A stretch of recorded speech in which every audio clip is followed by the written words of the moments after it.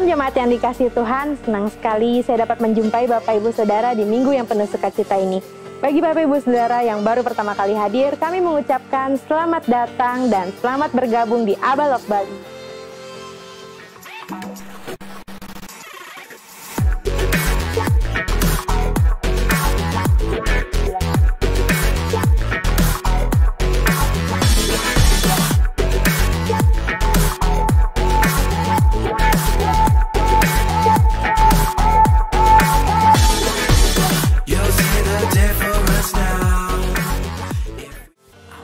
Ibadah Youth Breakers diadakan setiap hari Sabtu open gate pada pukul 5 sore bertempat di lantai 3 Gereja Balok.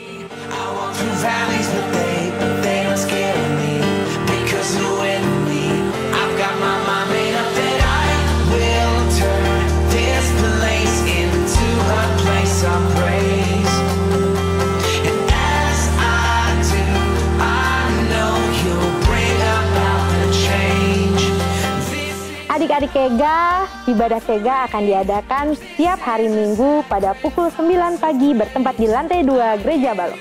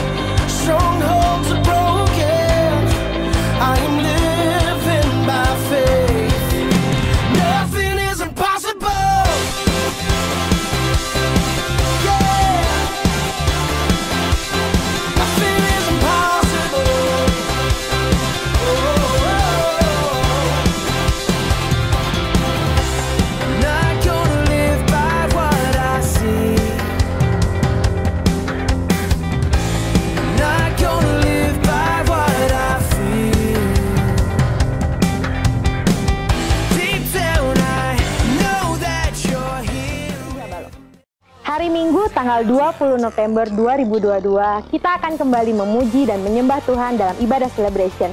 Mari Bapak, Ibu, dan Saudara, kita siapkan hati kita untuk memberikan pujian dan penyembahan kita yang terbaik. Sebab Dia adalah Allah yang besar dan berkuasa. He is our mighty God. I'm not intimidated by what I'm facing. I've got my face set on who I'm praising. There is a victory I'm anticipating. The walls are breaking. We'll take the promised land and I will turn this place into a place of praise. And as I do, Di dalam Mazmur 136 ayat 1-5. Bersyukurlah kepada Tuhan, sebab Ia baik, bahwasanya untuk selama-lamanya kasih setianya. Bersyukurlah kepada Allah segala Allah, bahwasanya untuk selama-lamanya kasih setianya. Bersyukurlah kepada Tuhan segala Tuhan, bahwasanya untuk selama-lamanya kasih setianya. Kepada Dia yang seorang diri melakukan keajaiban-keajaiban besar, bahwasanya untuk selama-lamanya kasih setianya. Kepada Dia yang menjadikan langit dan kebijaksanaan, bahwasanya untuk selama-lamanya kasih setianya. Demikianlah Aba News Update minggu ini. Kami mengucapkan selamat hari Minggu, Tuhan Yesus memberkati.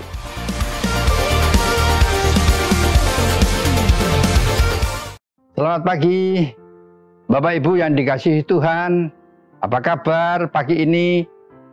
Baik, sehat, dan tentunya itulah harapan kami dan doa kami bahwa setiap kita yang percaya Tuhan, yang berkumpul di tempat ini, semua tanpa kecuali dalam keadaan baik, dalam keadaan sehat, dan kemurahan Allah selalu diberikan kepada setiap kita. Haleluya. Tuhan kita Tuhan yang baik, yang selalu menopang dalam kehidupan setiap kita tanpa kecuali. Apapun yang kita perjuangkan, apapun yang kita harapkan, Tuhan menyediakan sesuai waktunya Tuhan kepada setiap kita. Luar biasa. Bapak Ibu yang dikasihi Tuhan, sebelum kita bicara lebih lanjut, mari kita tunduk kepala sebentar dan kita menghadap hadirat Tuhan. Terima kasih Bapa buat kasih-Mu, buat kemurahan-Mu, buat anugerah-Mu Tuhan yang Engkau berikan kepada kami anak-anak-Mu, sehingga saat ini kita boleh berkumpul di tempat ini oleh karena kasih Tuhan, oleh karena kemurahan Tuhan. Engkau berikan kepada kami umur panjang, kesehatan, hingga kami bersama-sama boleh bersatu hati menikmati berkat daripada Engkau sendiri. Berbicaralah Engkau kepada kami Bapa, sehingga setiap kami mendapatkan makanan yang menyegarkan di dalam iman percaya kami, sehingga kami boleh bertumbuh di dalam Engkau ya Bapa. Datanglah kerajaan-Mu dalam hidup kami pagi ini Tuhan, dan urapi setiap kami tanpa kecuali dengan kekuasa Roh Kudus. Dalam nama Yesus kami berdoa dan mengucap syukur. Amin. Haleluya. Bapak Ibu, saya percaya kalau saya boleh melihat wajah-wajah sekalian di depan saya ini penuh dengan senyuman, sukacita. Saya percaya ini hal yang luar biasa, saudara yang kasih. Seakan-akan kehidupan setiap kita hari ini, pagi ini tidak punya masalah dan terhindar dari masalah. Betul begitu Bapak Ibu? Dan saya percaya, yuk segala persoalan yang kita hadapi kita tinggalkan sementara. Kita sama-sama bersatu hati, kita datang kepada Tuhan, minta berkat dari Tuhan.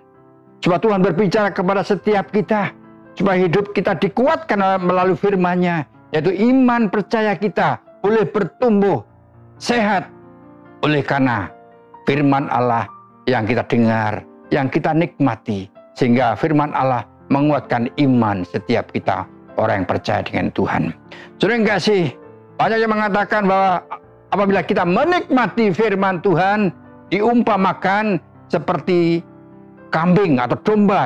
Kenapa demikian? Kalau domba dan sebagainya dia habis makan rumput yang hijau, setelah perutnya kenyang dia istirahat. Waktu istirahat dia tidur-tiduran, dia mengunyah. Mulutnya dia terus bergoyang, terus mengunyah rumput yang seharian dia nikmati. Ya, dengan tujuan supaya sari-sari dalam rumput yang hijau itu boleh dia ambil dan menyehatkan tubuhnya. Sama halnya dengan kehidupan setiap kita orang yang percaya dengan Tuhan. Apabila kita membaca firman Tuhan hanya sekilas, hanya lalu begitu saja. Kalau ditanya, udah selesai baca firman? Udah. Kamu dapat apa? Saudara yang kasih, nggak ada apa-apanya.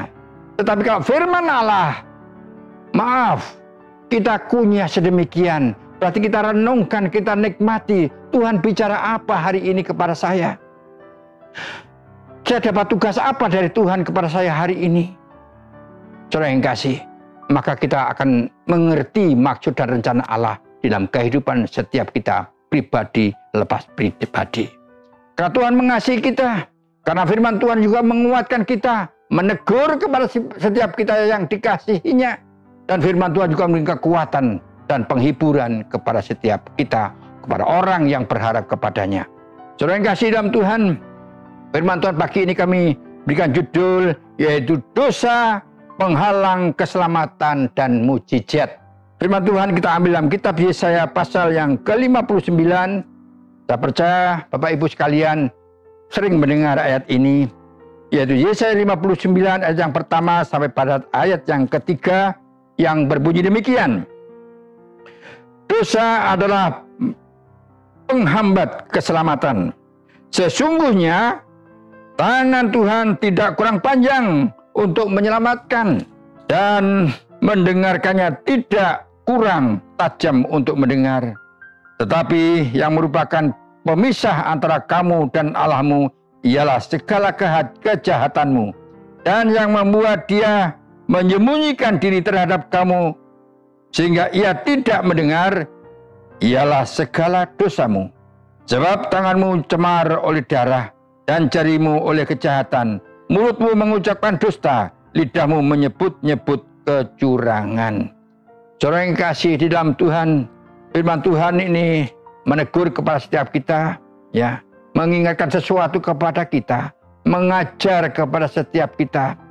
Karena Tuhan mengasihi setiap kita. Kalau hari ini firman Tuhan menegur kepada setiap kita, berarti sebagai tanda firman Tuhan, atau sebagai tanda Tuhan itu sendiri mencintai setiap kita. Kalau kita luput dan salah, Dia tegur kita. Karena Dia tidak mau setiap kita binasa dan salah menikmati firman yang dibagikannya. Saudara yang kasih, keinginan setiap orang, setiap manusia, ya tentunya ada punya angan-angan, saudara yang kasih. Hidup saya ingin damai sejahtera, saya ingin diberkati Tuhan, saya ingin memiliki apa itu dan sebagainya, punya mobil dan sebagainya, rumah yang bertingkat. Bagus, tidak salah. Bahkan sebagian orang juga mengatakan bahwa setiap kita orang percaya harus punya mimpi. Ya, harus punya mimpi yang bagus, bukan mimpi yang jelek, saudara yang kasih. Ya, kalau mimpi yang jelek nggak usah mimpi lah, saudara yang kasih ya. Tetapi kalau kita mimpi yang baik, itu akan menguatkan setiap kita, karena itu angan-angan kita. Dan mimpi itu akan memacu kehidupan kita untuk memberikan semangat yang baru. Harus kita miliki ini. Dan semua mimpi kita serahkan kepada Tuhan. Tuhan, ini mimpi saya ke depan. Saya ingin hidup damai sejahtera dengan keluarga, dengan anak dan sebagainya. Tidak ada keributan di dalam rumah tangga saya. Yang ada dalam rumah tangga ada senyuman dan ucapan syukur yang kami sama-sama boleh naikkan di hadapan Allah. Dan saya mempercayai bahwa Tuhan akan memberikan berkat demi berkat kepada kami di tengah-tengah keluarga kami. Dalam kondisi krisis apapun yang terjadi, Tuhan pasti tolong saya dan sebagainya. Saudara yang kasih, hal yang manis, hal yang indah ini perlu kita sampaikan kepada Tuhan. Karena kita punya harapan tentunya. Tapi kadang-kadang sebagian orang juga mengatakan, saya sudah berdoa Pak Petrus. Saya sudah belajar setia kepada Tuhan. Sudah minta ini, itu, dan sebagainya. Tapi kenapa Tuhan tidak dengar doa saya? Tetapi teman saya berdoa baru sekali, 2 kali, sudah dijawab oleh Tuhan. Menurut saya, Tuhan tidak adil kepada saya. Saudara yang kasih. Banyak orang mengatakan demikian. Saudara yang kasih. Tuhan tidak adil. Padahal Tuhan itu sangat adil di dalam segala perkara. Saudara yang kasih. Karena Tuhan itu sangat setia dan mau mendengar keluh kesah anak-anaknya, yaitu kita masing-masing, saudara yang kasih. Pak Petrus, saya kurang setia gimana? Saya ibadah jam 9, jam 8, bahkan lebih dikit saya udah nyampe di gereja. Saya duduk manis di gereja. Saya duduk manis dan saya membangun hubungan dengan Tuhan. Kurang gimana? Saya membaca firman Tuhan sehari 4-5 pasal. Saya mau mendengar suara Tuhan. Saya mau memuji Tuhan. Saya PKS pemimpin dalam komunitas. Tetapi kenapa doa saya tidak dijawab oleh Tuhan? Kenapa mimpi-mimpi saya tidak ada tanda-tanda dijawab oleh Tuhan? Saudara yang kasih di dalam Tuhan. Banyak hal yang protes hari-hari ini kepada Tuhan. Sehingga berani dia mengatakan bahwa Tuhan itu tidak adil. Pilih kasih. Teman yang ujung sana baru berdoa, sudah mujizat terjadi. Doanya dijawab, harapannya dijawab oleh Tuhan. Sedangkan saya, saudara yang kasih dalam Tuhan. Firman Tuhan berkata kepada setiap kita pagi ini, saudara yang kasih. Sesungguhnya tangan Tuhan tidak kurang panjang untuk menyelamatkan. Kadang-kadang kita mengatakan, Tuhan tidak mau nolong saya, tidak mau menyelamatkan saya. Padahal firman Tuhan mengatakan, tangan Tuhan tidak singkat atau tidak pendek. Tapi tidak kurang menggapai setiap kita, menolong setiap kita tanpa kecuali. Apapun yang akan terjadi dalam kehidupan kita, Tuhan selalu menolong kita, karena tangan Tuhan tidak kurang panjang untuk menggapai, untuk menjamah saudara dan saya, menyelamatkan saudara. Apabila kita mungkin sedang kemana, jalan-jalan, tertahu ada kendaraan yang lewat di sisi kita, nyerempet kita, kita mungkin jatuh, tapi kita dalam kondisi baik dan selamat. Siapakah yang menolong? Adalah tangan Tuhan sudah menggapai saudara dan saya. Tapi kadangkala tidak ada kepekaan dalam kehidupan setiap kita. Ya, karena nasib saya aja baik, saya nggak jadi ditabrak oleh mobil. Saudara kasih. Menurut saya, saudara dan saya ada sampai detik ini. Kita diselamatkan oleh Tuhan itu sendiri. Di dalam segala hal Tuhan selalu menopang kehidupan kita. Dimanapun saudara dan saya ada, dan Tuhan pasti ada di situ. Kenapa demikian? Karena saudara dan saya adalah kekasih Allah. Saudara dan saya diperhatikan oleh Tuhan. Selain daripada itu, karena saudara orang yang berharga di mata Tuhan, yang selalu Tuhan melihat, mengarahkan pandangan Allah kepada setiap kita tanpa kecuali. Saudara yang kasih, Tuhan mengasihi saudara dan saya. Saudara yang kasih, Tuhan sangat adil dan dengar-dengaran doa saudara dan saya. Saudara yang kasih, dan pendengarannya atau telinga Tuhan tidak kurang tajam untuk mendengar suara saudara, saudara yang kasih. Tuhan sudah mendengar semua doa saudara dan saya. Hanya yang menjadi masalah, saudara yang kasih. Harapan saya, harapan kita, apabila kita berdoa hari ini, Paling tidak nanti sore Tuhan udah jawab. Besok lusa Tuhan jawab. Terima kasih. Dan kita menanti kemana jawabannya? Ternyata tidak ada. Terima kasih. Tuhan mendengar keluhan, cerita anak-anaknya. Tapi Tuhan pasti akan menjawab sesuai dengan waktunya Tuhan. Terima kasih. Kalau kita lagi tenang ada jawaban doa kita, pasti kita juga biasa-biasa saja. Wah, makasih Tuhan, Tuhan berkati saya. Tidak ada gerengnya, sering kasih. Saat tertentu, mungkin maaf kita ini sedang berbicara tentang contoh saja sebagai sembako umpamanya. Ya, kita Tuhan, saya perlu sembako Tuhan. Padahal di belakang itu juga masih ada sering kasih. Ya, tapi kita sudah minta lagi dengan Tuhan, nggak ada masalah. Baik semuanya. Nah, pada saat-saat kita terjepit seakan-akan hari ini tidak ada yang dimasak lagi, di dalam kondisi-kondisi tertentu kita seakan-akan terjepit banget. Puasalah hari ini saya. Saat itulah Tuhan menjawab. Tuhan kasih. Ada seseorang yang datang ke rumah saudara membawakan sembako berkat Tuhan. Saudara akan pasti katakan, oh Tuhan, Engkau begitu baik. Engkau memperhatikan saya. Engkau memberikan berkat buat saudara dan saya. Sehingga anak istri suami bisa makan hari ini. Makasih ya Tuhan. Makasih ya Tuhan. Terima kasih ya Tuhan. Tidak cukup sekali kita berterima kasih Tuhan.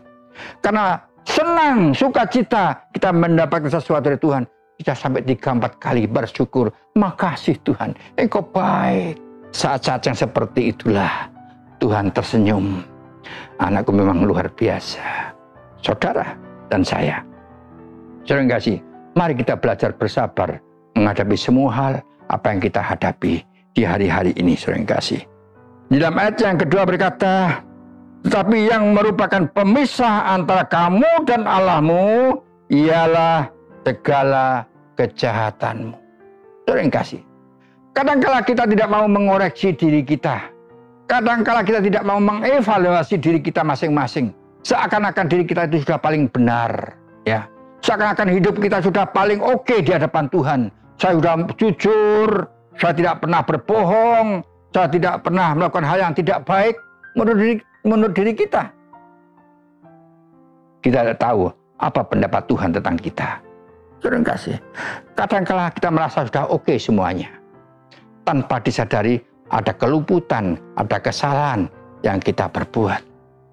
Tapi firman Tuhan pagi ini sangat tajam yang Tuhan sampaikan kepada setiap kita. Kenapa? Karena pemisah antara kamu dan Allahmu adalah kejahatanmu. Dan yang membuat dia menyembunyikan diri terhadap kamu ialah apa? Sehingga ia tidak mau mendengar, ialah segala dosa-dosa yang kita lakukan, yang kita perbuat. Saudara kasih. Kita sudah berdoa kepada Tuhan. Tapi menurut kesaksian tadi di awal mengatakan doa saya tidak dijawab oleh Tuhan. Tetangga yang di sana baru berdoa 2 kali sudah dijawab, sedangkan saya tidak. Mari kita sama-sama koreksi di dalam diri kita masing-masing. Apa yang terjadi? Kita belajar jujur di hadapan Tuhan. Ternyata firman Tuhan mengatakan yang menjadi pemisah antara kita dengan Tuhan adalah dosa-dosa kita, ya, atas kesalahan yang kita perbuat dan sebagainya. Pemisah antara kita dengan Tuhan adalah dosa kita. Sehingga Tuhan tidak mau mendengar doa kita dan tidak mau menjawab doa kita. Terima kasih dalam Tuhan. Mari sama-sama kita belajar. Dan minta kepada Tuhan. Tuhan, hadirlah roh-Mu dalam hidup saya. Supaya saya boleh mengerti mana yang benar, mana yang salah. Mana yang boleh saya perbuat atau yang mana yang tidak boleh kami perbuat. Kadangkala yang saya perbuat itu tidak baik, tetapi baik menurut saya sebagai manusia. Tetapi ternyata bagi Engkau tidak baik dan tidak benar. Tuhan, apabila ini yang kami lakukan, apabila ini yang kami rasakan, ampuni saya Tuhan. Ampuni saya Tuhan. Sucikan hati dan pikiran dan perasaan saya Tuhan. Kami mau hidup saya kudus di hadapan-Mu Tuhan. Kami mau menjadi orang yang taat kepadamu Tuhan. Yang mau dengar akan suara-Mu Tuhan. Dan saya mau dengar akan teguran-teguran daripadamu. Karena teguran-Mu itu menyelamatkan saya. Karena teguran-Mu itu tanda bukti bahwa Engkau mengasihi saya. Terima kasih ya Tuhan. Terima kasih. Saudara yang kasih dalam Tuhan. Saya percaya apabila kita melepaskan dosa kita dan itu kita serahkan kepada Tuhan, maka ada suatu kelepasan dalam kehidupan kita. Ikatan-ikatan yang mengikat dalam kehidupan kita selama ini akan terlepas. Dan Tuhan pasti mengampuni dosa dan salah kita. Sebesar apapun salah kita, dosa kita. Ya, kita tidak bisa ngomong, oh itu kan dosa kecil. Ya, kecil banget dosa itu. Itu kan bohong kecil saya dengan anak saya. Terima kasih. Dosa adalah dosa. Ya, dosa adalah dosa. Firman Tuhan juga mengatakan dalam Roma 6 ayat 23, upah dosa itu maut, sering kasih. Sedangkan dosa tidak ada dosa besar dan kecil, semua dosa. Ya, semua dosa yang kita perbuat upahnya adalah maut. Maut berarti kebinasaan bagi orang yang menyimpan dosa di dalam hidup mereka. Tapi apabila itu kita lepaskan dosa kita, kita minta ampun, minta kelepasan, kita minta kemerdekaan dari Tuhan, saya percaya Tuhan akan menyambut saudara dan saya, dan dosa kita diampuni oleh Tuhan. Dengan demikian kita akan merasakan kelepasan terjadi, kemerdekaan terjadi dalam hidup kita. Hal yang baru kita nikmati dalam hidup ini, sehingga kehidupan setiap kita akan dituntun oleh Tuhan ke jalan yang benar. Maka dari itu saya yang kasih dalam Tuhan, katakan kepada Tuhan, Tuhan, ajarlah kami berjalan pada jalan yang benar, Tuhan, sesuai dengan kehendak dan rencana-Mu. Jauhkanlah kami daripada yang jahat, ya Bapa. Jahat dalam perbuatan kami, jahat dalam pemikiran kami, jahat dalam otak skala dan perasaan saya, Tuhan. Engkau sirnakan itu semua. Tetapi biarlah kebenaran Allah, kekudusan Allah ada pada kami. Kami mau belajar, Tuhan, hidup kudus di hadapan-Mu dan mendengar akan suara-Mu waktu demi waktu. Saudara yang kasih, firman Tuhan juga mengatakan di dalam kitab Yeremia 5:25 mengatakan, dosamu itu menghambat yang baik. Ya, dosa itu menghambat banyak hal di dalam kehidupan setiap kita tanpa kecuali. Maka dari itu jangan disimpan itu dosa yang ada dalam kehidupan setiap kita. Saudara yang kasih, di dalam Yeremia pasal yang kelima, di dalam ayat yang ke-25 mengatakan, kesalahanmu menghalangi semuanya ini, dan dosamu menghambat yang baik daripadamu. Terima kasih. Rupa-rupanya di depan kita, di sekitar hidup kita, banyak hal yang mengganggu dalam kehidupan kita. Menghambat hubungan antar kita dengan Tuhan, yaitu kesalahan dan dosa kita. Juga demikian yang menjadi penghambat dalam kehidupan kita adalah pelanggaran-pelanggaran kita. Kita sering melanggar aturan yang Tuhan berikan kepada setiap kita. Ya, pelanggaran inilah yang sering mengganggu dalam kehidupan setiap kita. Kalau firman Tuhan di dalam kitab 1 Yohanes pasal yang ketiga, di dalam ayat yang keempat berkata demikian, saudara kasih. Setiap orang yang berbuat dosa melanggar juga hukum Allah. Sebab dosa ialah pelanggaran akan hukum Allah. Saudara kasih. Dosa itu adalah pelanggaran hukum Allah. Siapa yang melanggar aturan hukum Allah, undang-undang yang Tuhan sudah sediakan, dan kita menerobos melanggar, maka sama halnya kita berbuat dosa dan kejahatan di hadapan Tuhan. Dan dosa dan kejahatan yang mengganggu dalam kehidupan setiap kita, menghambat, menghalang-halangi apapun yang Tuhan mau kerjakan dalam kehidupan kita.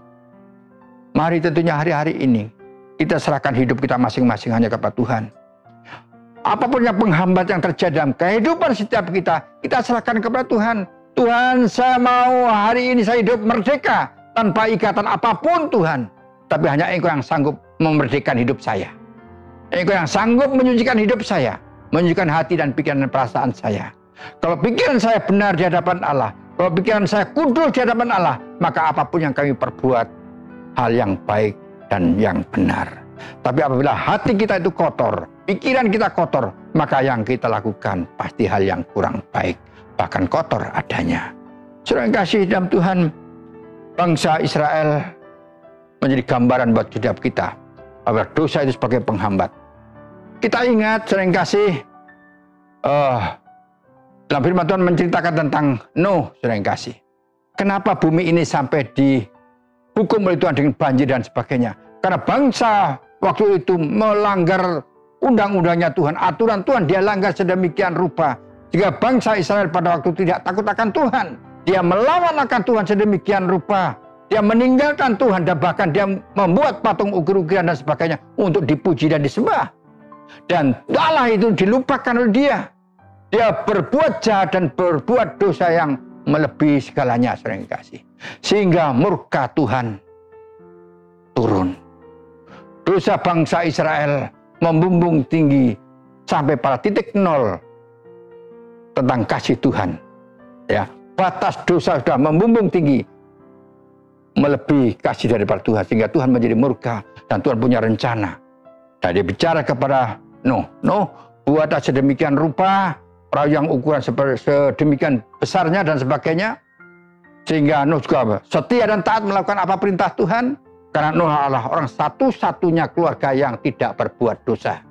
Tapi Nuh adalah orang satu-satunya orang yang taat kepada Tuhan, dengar-dengaran suara Tuhan dan melakukannya. Maka Tuhan mengasihi Nuh. Secara kasat mata seakan-akan dia lucu membuat kapal di atas gunung. Semua orang ketawa, lucu, aneh sekali itu. Mungkin tidak waras lagi Nuh. Sampai kapal terjadi. Sejarah mengatakan Nuh dan keluarganya masuk ke dalam bahtera, dalam perahu yang besar itu. Semua hewan masuk dan hujan besar dan bumi tenggelam oleh banjir. Karena dosa. Contoh yang kedua, kita tahu bahwa dosa itu mengganggu, menghambat hubungan antara kita dengan Tuhan dan merusak hubungan kita dengan Tuhan. Kita ingat Lot pada waktu itu. Di kota itu bangsa Israel menjadi suatu bangsa yang tidak baik. Perbuatan mereka, hal yang buruk yang mereka lakukan. Kejahatan demi kejahatan, pembunuhan dan sebagainya. Seakan-akan tidak ada hukum di tempat itu. Dia sudah lupa dengan Allahnya, ya. Dia buang jauh-jauh hubungan antara dia dengan Tuhan. Seakan-akan dia sudah memiliki Tuhan yang baru atau Allah yang baru, maka dia membuat berhala-berhala sesembahan pada waktu itu. Tuhan murka karena dosa dan salah peran perbuatan bangsa Israel, sehingga kota itu dibakar oleh Tuhan dan Lot satu-satunya yang diselamatkan. Terima kasih. Kalau saya boleh bercerita ini, betapa bahayanya dan betapa besar merusak kehidupan kita itu dosa yang ada pada kita. Ya, jangan biarkan dosa dan salah itu terus beranak pinak di dalam kehidupan kita, di dalam hati kita. Kadangkala kita bisa membela diri, oh saya kan manusia biasa, tidak sempurna. Betul, sering kasih. Tapi kita bisa berbuat dosa dan salah, termasuk saya. Tapi mari kita sama-sama belajar tentunya. Apabila ada keluputan hari ini juga kita bertobat. Tuhan ampuni. Di bangsa Israel suatu saat dia bertobat atas dosa dan salah mereka. Ya, dia kembali kepada Tuhan, dia minta ampun kepada Tuhan. Dan Tuhan ampuni. Dia membuat tempat persembahan domba yang tidak cacat celah. Dia dikorbankan untuk Tuhan, untuk penghapus dosa.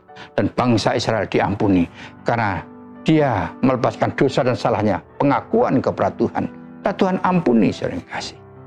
Luar biasa, bangsa Israel yang jahat sedemikian rupa diampuni oleh Tuhan. Karena Tuhan juga mengasihi orang Israel. Dan saudara dan saya adalah Israel rohani. Seberapa besar dosa dan salah kita, kalau kita jujur mengaku kepada Tuhan, Tuhan pasti ampuni. Pelajaran yang luar biasa terjadi yang dilakukan oleh bangsa Israel itu sendiri, sehingga kita boleh mengambil gambaran contoh dalam kehidupan mereka. Terima kasih. Yang pertama adalah bangsa Israel sadar akan dosanya. Ya, bangsa Israel sadar akan dosanya. Yang paling penting, sering kasih, sadar bahwa dia berbuat dosa. Terima kasih. Kadangkala buat kita tidak sadar kalau kita itu berbuat salah. Kita merasa benar. Saya kan biasa-biasa saja. Ya, yang dosa itu nyuri, ngambil dompetnya orang lain, duitnya orang lain, itu dosa. Saya bohongi sesama dalam bisnis saya berbohong, itu dosa. Rasanya oke-oke aja. Nggak ada hubungan atau hal yang buruk dalam hidup saya yang saya perbuat. Kadangkala kita tidak sadar. Terima kasih. Mari kita sama-sama belajar sadar, mengerti akan hidup setiap kita pribadi lepas pribadi. Karena bangsa Israel sadar akan dosanya, dia bertobat, ya, dari nol kembali, dari titik nol yang paling bawah, dia mengaku dan minta ampun kepada Tuhan. Tuhan, ampuni saya. Saya mau belajar dari bawah. Saya mau mencoba lagi dari paling nol, paling bawah. Saya belajar. Ajar kami Tuhan, ya, ajar kami Tuhan untuk takut dan hormat kepada Tuhan dan melakukan apa yang Tuhan mau saya lakukan. Saya mau mendengar Tuhan akan perintah-Mu, saya mau mendengar akan hukum-hukum-Mu Tuhan. Saya tidak mau melanggar akan hukum-Mu. Terima kasih. Pertobatan ini berarti mau melepaskan rantai-rantai ikatan yang mengikat kehidupan setiap kita tanpa kecuali. Dosa-dosa ini melepaskan segala hubungan-hubungan yang selama ini putus dengan Tuhan, mulai connect kembali dan bersambung kembali kepada Tuhan. Yang selama ini menjadi penghalang antara kita dengan Tuhan, melalui kita meminta ampun kepada Tuhan dan ada pengampunan dari Tuhan, itu dibukakan kembali hubungan antara kita dengan Tuhan. Saudara yang kasih, mari kita belajar sadar, mengerti diri kita masing-masing. Kita mengakui luput dan salah kita kepada Tuhan. Dan yang kedua, dia berseru kepada Tuhan yang kudus itu dan berdoa kepada Tuhan. Setelah bangsa Israel mengakui dosanya, dia membangun hubungan kepada Tuhan lebih baik. Ya, dia melakukan dengan sadar apapun yang mereka perbuat, dia sadar antara salah dan benar, dia tahu betul. Sehingga kalau dia sadar, dia bisa membedakan mana yang salah dan mana yang benar. Maka kalau dia sadar, dia akan melakukan yang benar sesuai dengan kehendak dan rencana Tuhan. Saudara kasih.